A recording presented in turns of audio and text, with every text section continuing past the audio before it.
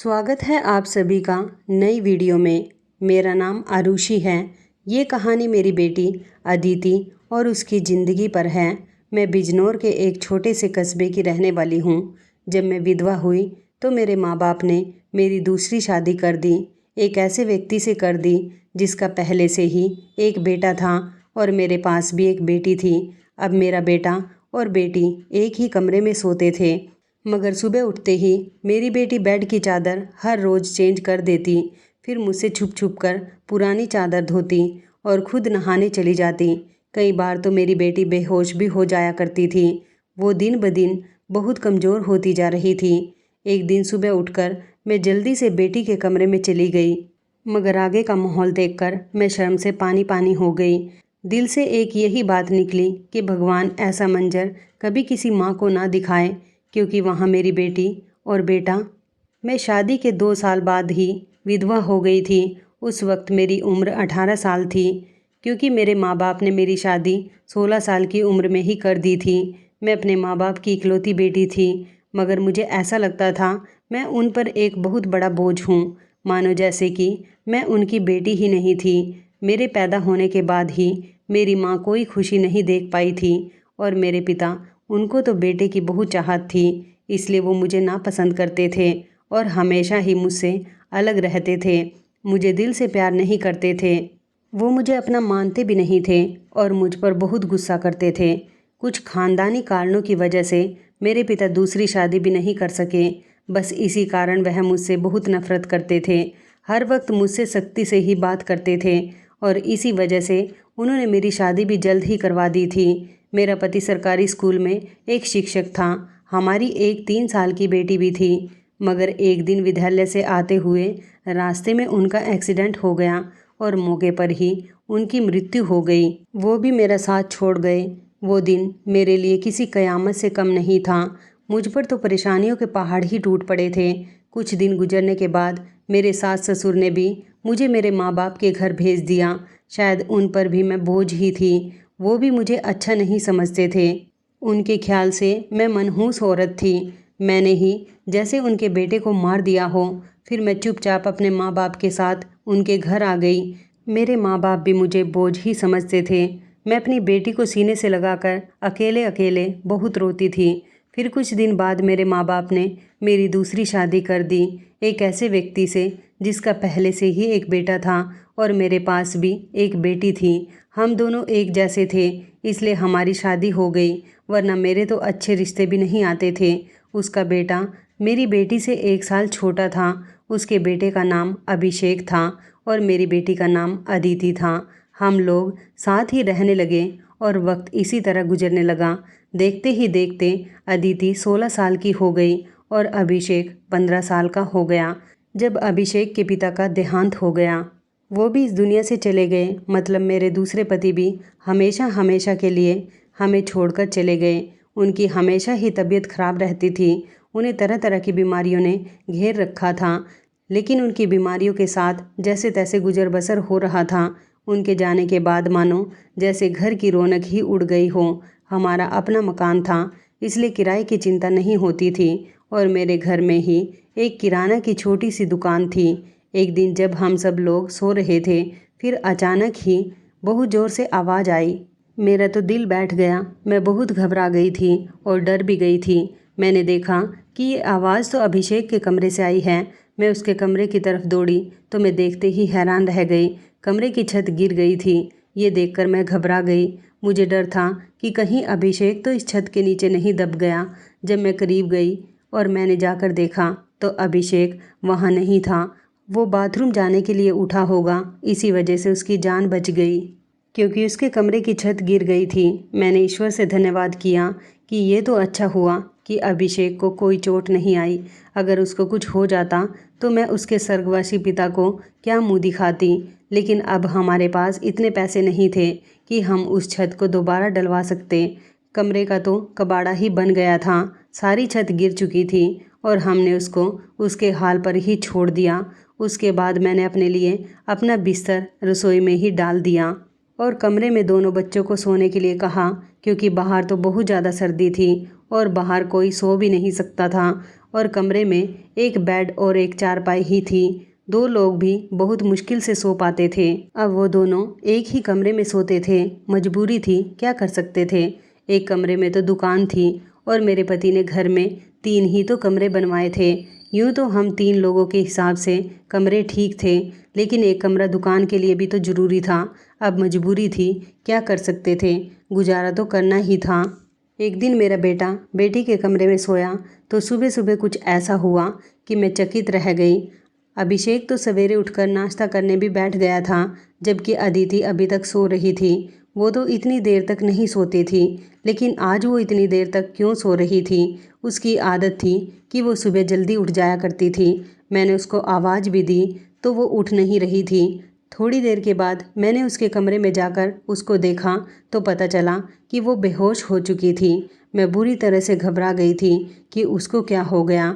मैंने फ़ौरन ही अभिषेक को बोला कि पास के ही डॉक्टर को घर बुला लाओ।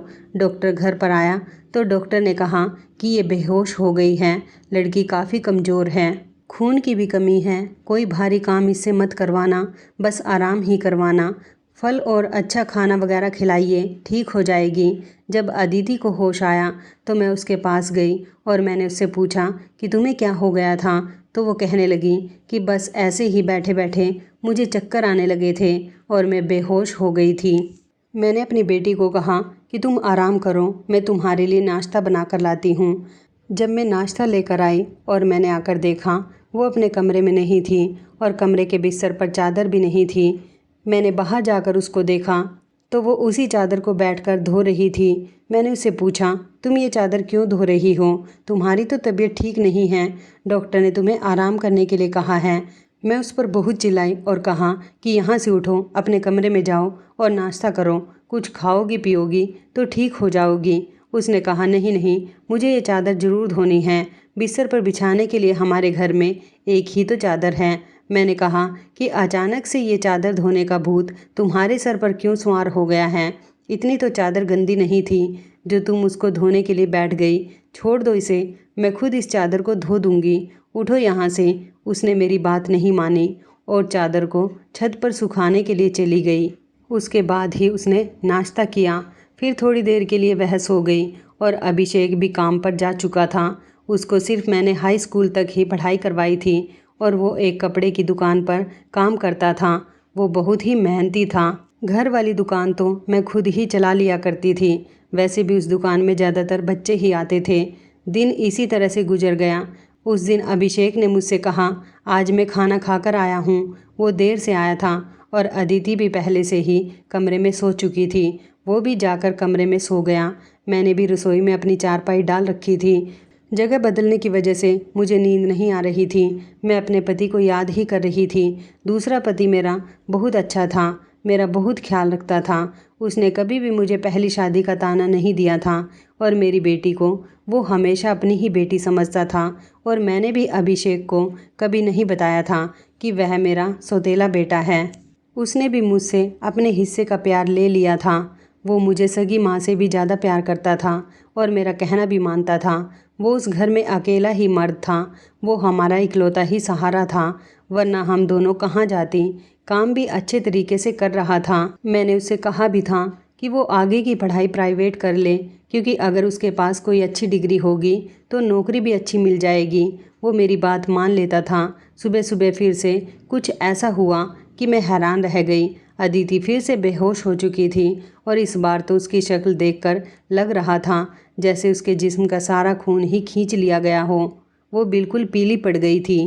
फिर मैंने डॉक्टर को बुलवाया। डॉक्टर ने वही बात कही कि मैंने आराम करने को कहा था। इसको खाने में क्या खिलाया था आपने? मैंने उनको सारी बात बताई। मैंने कहा कि वही दाल सब्जी खिलाई थी और फल भी खिलाए थे। पूरा दिन कोई काम भी नहीं करवाया था। तो डॉक्टर ने कहा कि दोबारा से कैसे इतनी कमज़ोरी हो गई। आप इस बात को सीरियस लीजिए, नहीं तो आपकी बेटी की जान को खतरा हो सकता है, क्योंकि इस तरह से अचानक बेहोश हो जाना और कई घंटों तक बेहोश रहना कोई मामूली बात नहीं। डॉक्टर ने सख्ती से सारी बात बताई और कुछ देर बाद वो चले गए। फिर जब अदिति को होश आया तो मैंने उससे कहा कि तुमने फिर से अब कोई काम किया तो मुझसे बुरा कोई नहीं होगा। लेकिन थोड़ी देर बाद जब मैं उसके कमरे में दोबारा गई तो मैं ये देखकर हैरान हो गई कि वो क्या कर रही थी। वो तो फिर से बैठ के चादर को धो रही थी। इस बार मैं उसे दूर से देख रही थी, क्योंकि जो भी वो कर रही थी वो सब कुछ मामूली नहीं था। वो बेहोशी से उठकर चादर को धोना शुरू कर देती थी। ये सब क्या हो रहा था? वो ये सब क्यों कर रही थी? जब से मेरे बेटे ने उसके कमरे में सोना शुरू किया था तभी से वो ऐसा कर रही थी, और बेहोश भी तभी से हो रही थी। अभिषेक उसके लिए था तो सौतेला भाई, लेकिन बचपन से दोनों एक साथ ही पले बड़े थे। उन दोनों में तो सगे भाई बहनों जैसी मोहब्बत थी। फिर ऐसा क्या हो रहा था? मेरी बेटी की तबीयत दिन ब दिन क्यों खराब होती जा रही थी? मैं रोती और सोचती रहती कि ये सब कुछ क्या हो रहा है। एक औरत कमज़ोर तब होती है जब वो बच्चे पैदा करती है, तो उसके अंदर बिल्कुल भी ताकत नहीं रहती। लेकिन जवान लड़कियां यूँ बेहोश होने लगे, ये तो कोई नॉर्मल बात नहीं थी। दूसरे ही दिन उसने चादर धोकर छत पर सुखाई। वो आसपास भी देख रही थी कि जैसे मैंने उसे देखा तो नहीं है। मैं रसोई की खिड़की से ये सब कुछ देख रही थी। मैंने भी उसको ऐसा एहसास नहीं होने दिया जैसे मैं उसको देख रही हूँ। लेकिन मेरी बेटी क्या कर रही थी? वो फिर से बिस्तर पर आकर लेट गई और उसने अपने ऊपर उसी चादर को ओढ़ लिया ताकि मुझे कुछ पता ना चले। नीचे वाली चादर है या नहीं ये मुझे नहीं पता था। मैंने उसको नाश्ता करवाया और दवाई दी। दुकान अच्छी नहीं चल रही थी। हमारी दुकान पर कोई बड़ा ग्राहक नहीं आता था। सिर्फ बच्चे ही गोलियां और टॉफ़ियाँ लेने आते थे, जो 5-10 रुपए देकर चले जाते। इस तरह से तो काम नहीं चलने वाला था। मैं बहुत परेशान थी, लेकिन यह बात मैंने अपने बच्चों को कभी नहीं बताई। अभिषेक को भी कुछ नहीं बताया, क्योंकि वो पहले से ही नौकरी कर रहा था। अब अगर ऐसे में ये बात बता देती तो वो और भी ज़्यादा परेशान हो जाता। लेकिन मैं खुद बहुत परेशान हो गई थी। ऊपर से डॉक्टर ने कहा था बेटी को अच्छी चीज़ें खिलाओ, लेकिन घर में तो दाल रोटी के भी पूरे पैसे नहीं हो रहे थे। घर का खर्चा करना बहुत मुश्किल हो रहा था। लेकिन एक दिन कुछ बहुत ही अजीब हुआ। मैंने अपने बेटे अभिषेक और अदिति को कुछ ऐसी बातें करते हुए सुना जिनकी मुझे बिल्कुल भी समझ नहीं आई। मेरे बेटे ने कहा, अदिति तुमने तो अभी से ही अपनी तबीयत खराब कर ली है। इस तरह तो नहीं चलेगा। अगर तुम्हें इतनी परेशानी हो रही है तो फिर हम ये सब नहीं कर सकते। मेरी बेटी ने कहा कि नहीं, मुझे यह काम करना है। इस तरह के मौके बार बार नहीं मिलते हैं, और मुझे क्या पता था कि मेरे साथ ये सब कुछ हो जाएगा। मुझे तो पता ही नहीं था कि मेरे अंदर इतनी भी ताकत नहीं है। मेरे बेटे ने कहा कि अब तो तुम्हें पता है ना, मैं तुम्हारी ज़िंदगी को दांव पर नहीं लगा सकता। तो मेरी बेटी का कहना था कि नहीं, सिर्फ 2-4 हफ्तों की बात है, उसके बाद ये मौका नहीं मिलेगा। ये सब क्या हो रहा था? मुझे कुछ समझ नहीं आ रहा था। ये दोनों क्या बातें कर रहे हैं? एक दिन तो मैंने कुछ ऐसा देखा जिसको देखकर मैं दंग रह गई। सुबह सुबह ही मेरी बेटी ने चादर को फिर से धोकर छत पर सुखा दिया और वो एक तरफ खड़ी होकर उल्टी कर रही थी। मैंने कहा कि क्या हो गया है तुम्हें? वो घबरा गई और कहने लगी कि अचानक से मेरा दिल खराब हो गया। मैंने कहा, क्या मतलब है इस बात का कि दिल खराब हो गया तुम्हारा? क्या खा रही हो तुम ऐसा? और चादर को बार बार क्यों धोती हो? क्या छुपा रही हो मुझसे? अगर मुझे पता चला कि तुमने कोई ऐसी वैसी हरकत की है जिससे मेरी और तुम्हारे बाप की इज्जत दांव पर लग गई, तो मैं तुम्हें कभी माफ़ नहीं करूँगी। मेरी बेटी हैरान हो गई। उसने कहा, माँ आप किस तरह की बातें कर रही हैं? ऐसा कुछ नहीं है जैसा आप सोच रही हैं। लगता है आज आपने कोई फिल्म देखी है या किसी ने आपके कान मेरे खिलाफ भर दिए हैं जो आप इस तरह की बातें कर रही हैं। मैं ऐसा क्यों करूँगी? और अगर मैंने इस चादर को धो दिया है तो क्या हो गया? चादर गंदी हो गई थी, बस इसलिए धो दिया। आपको तो पता है कि कई दिन से मेरी तबीयत खराब है, तो दवाई खाने की वजह से मेरे पेट में भी खराबी हो रही है। अगर मुझे उल्टी आ गई तो इसका और कोई मतलब नहीं है। मेरी बेटी मुझसे इस तरह से बात कर रही थी। मैंने उसके मुंह पर थप्पड़ दे मारा और वो ज़मीन पर गिर गई। तभी अचानक अभिषेक भी आ गया। उसने कहा कि माँ आप ये क्या कर रही हैं? आपने इस पर हाथ क्यों उठाया? तो मैंने उससे कहा, हाँ मैंने इसको मारा है, इस पर हाथ उठाया है। ऐसा तो मुझे बहुत पहले ही करना चाहिए था, लेकिन अभी मैं पूरी तरह से बात की तह तक नहीं पहुंची हूँ। जिस दिन मुझे पता चल गया तुम दोनों के बारे में, उस दिन देखना। अब मुझे खुद पता नहीं था कि मुझे क्या हो गया था। मेरे दिल में जो बात आ रही थी मैं वही बोलती जा रही थी। जो कि मुझे इस तरह नहीं करना चाहिए था। रात को अचानक मेरी आँख खुली और मैंने देखा कि मेरे बच्चों के कमरे की लाइट जल रही थी। उस वक्त वो क्या कर रहे थे? उनको तो इस समय सो जाना चाहिए था और मुझसे तो शाम को कह रहे थे कि आज हम जल्दी सो जाएंगे। मैं जब कमरे के करीब गई तो वो ना सिर्फ जाग रहे थे बल्कि बातें भी कर रहे थे। किसी बात पर बहुत ज़्यादा खुश हो रहे थे। मेरा बेटा कह रहा था कि तुम बहुत खुशकिस्मत हो। तो बेटी कहने लगी कि हाँ, खुशकिस्मत तो मैं हूँ, लेकिन अभी कल फिर से जब मेरी तबीयत ख़राब होगी तो माँ मुझे देखकर बहुत परेशान हो जाएगी। कब तक ऐसा झूठ बोलेंगे? बेटा बोला, बस कुछ दिन और कर लेते हैं, फिर सब कुछ ठीक हो जाएगा। मैं उनकी बातें सुनकर हैरान रह गई। आज मुझसे रहा नहीं गया। मैंने कमरे के दरवाजे को खोलने की कोशिश की तो मैं हैरान रह गई। उन्होंने दरवाजे को अंदर से बंद क्यों किया था? क्या वजह थी दरवाज़ा अंदर से बंद करने की? वैसे भी अब मौसम बदल रहा था, उनको दरवाज़ा खोलकर सोना चाहिए था। मैंने दरवाजे पर बार बार दस्तक देना शुरू कर दिया, लेकिन इस तरह से दस्तक देने के बावजूद भी उन लोगों ने दरवाज़ा खोलने में आधा घंटा लगा दिया। और उसके बाद जब मैंने कमरे में देखा तो उनके अलावा कमरे में कोई भी नहीं था और वो दोनों ऐसी शक्ल बनाकर बैठे थे जैसे नींद से जागे हैं। मैंने कहा, इतनी देर में दरवाज़ा क्यों खोला है? तो कहने लगे, हम सो रहे थे। मैंने कहा कि झूठ नहीं बोला करो, तुम लोग जाग रहे थे और बातें कर रहे थे। उन्होंने कहा कि हम क्यों इस समय जागेंगे और क्यों बातें करेंगे? हमारा कौन सा कल पेपर है जो हम तैयारी करेंगे और जागेंगे? हम लोग तो सो रहे थे। मुझे उन दोनों की हरकतें समझ नहीं आ रही थी। मेरे पास बोलने के लिए कोई शब्द नहीं थे। मुझे उनकी बातें समझ नहीं आ रही थी क्योंकि वो दोनों तो ऐसे ही बैठे थे जैसे नींद से अभी जागे हों। उसके बाद मैंने उनको कुछ नहीं कहा और वहाँ से चली गई, लेकिन मैं सोचती थी कि कोई ना कोई गड़बड़ तो ज़रूर है। मैं ये देखकर हैरान रह गई। एक दिन मेरी बेटी की बाजू में नील के निशान भी थे। ये तो जख्म के निशान थे। मुझे समझ नहीं आ रहा था कि उसे क्या लगा था। मैंने उसे पूछा तो उसने कहा कि छुरी लगी है, लेकिन छुरी तो उंगली पर लगती है, बाजू पर नहीं। मेरी बेटी कोई ना कोई बात ऐसी है जो मुझसे छुपा रही थी। कभी बेहोश हो जाती थी, कभी उसके शरीर पर अजीब अजीब तरीके के निशान होते थे और कभी उठकर अपने बेड की चादर धोने लग जाती थी और मुझे कमरे में जाने नहीं देती थी। मेरा दिमाग जिस तरफ जा रहा था मैं वैसे ही सोचना नहीं चाहती थी। मेरी गलती थी। मैंने आग और पानी को क्यों एक साथ रखा? मुझे ऐसा नहीं करना चाहिए था। मैंने सोच लिया कि मुझे अब क्या करना है। जवान लड़का और लड़की को मुझे एक साथ एक ही कमरे में नहीं सोने देना चाहिए था। गलती तो मेरी ही थी। मुझे इन सब बातों का ध्यान रखना चाहिए था। अभिषेक था तो अदिति का सौतेला ही भाई। नियत बदलते देर नहीं लगती। जवानी की इस उम्र में बच्चे बुरी संगत में पड़ ही जाते हैं। सगा भाई तो सगा होता है और सौतेला भाई सौतेला। तो फिर मैं कैसे सौतेले भाई बहन को एक साथ एक ही कमरे में सुला रही थी? ये मेरी ही गलती थी। जब हम ही बच्चों पर ध्यान नहीं देंगे, परेशानियां तो पैदा ही होंगी। अच्छी बुरी बातों का ध्यान तो हमें ही रखना होता है। बच्चे तो नादान होते हैं और नादानी में ही बहुत सारी गलतियां कर बैठते हैं। जैसे जैसे विचार मेरे दिमाग में आ रहे थे, अगर ये सारे विचार सही हो गए तो फिर सारा का सारा कसूर मेरा ही होगा। मैंने अपने बेटे और बेटी पर नज़र रखी थी। एक दिन मेरा बेटा बेटी को कोई चीज़ लाकर दे रहा था। मैं छुपकर उनकी बातें सुनने लगी। उसने कहा कि यह तुम्हारी दवाई है, इस परेशानी के लिए यह दवाई ले लो तो सब कुछ ठीक हो जाएगा। उसने मेरी बेटी को छुपाकर वो गोलियां दी। मैं परेशान हो गई कि ये किस चीज़ की गोलियां उसको दे रहा है। आखिर ऐसी क्या बात है जो परेशानी ये दोनों हल करना चाहते हैं और उसके बारे में मुझे नहीं पता। और ये दवाइयाँ कुछ अजीब सी क्यों लग रही थी।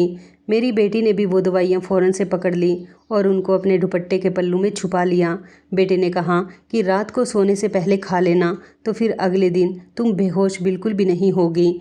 और 2-3 दिन तक तो मेरी बेटी वाकई बेहोश नहीं हुई थी, लेकिन उसके बाद शायद उसकी वो गोलियां ख़त्म हो गई और एक दिन बाद फिर से मेरी बेटी बेहोश हो गई थी। मेरा बेटा भी घर पर नहीं था, इसलिए मैंने आज फ़ायदा उठाने के बारे में सोचा।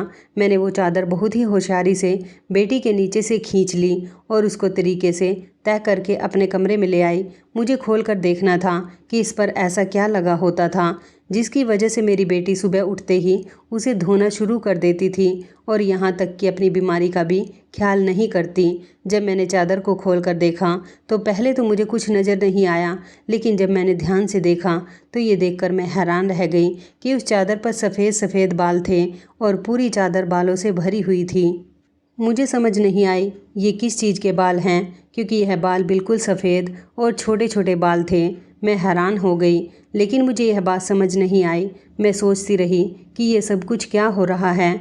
मैं बेटे और बेटी की हरकतों पर नज़र रख रही थी, इसलिए सारा कुछ अपने दिमाग में सोच रही थी, लेकिन मैं किसी नतीजे पर नहीं पहुंची थी। तब तक मेरी बेटी को ये पता चल ही गया कि चादर मैंने देख ली है, तो वो मेरे पास आकर बैठ गई और कुछ अजीब सी घबराई हुई नज़र आने लगी। उसके बाद मैंने उससे पूछ लिया कि क्या बात है, क्यों परेशान लग रही हो। तो उसने कहा कि माँ, वो चादर कहाँ है। तो मैंने उससे कहा कि वो तो मैंने धोकर डाल दी है।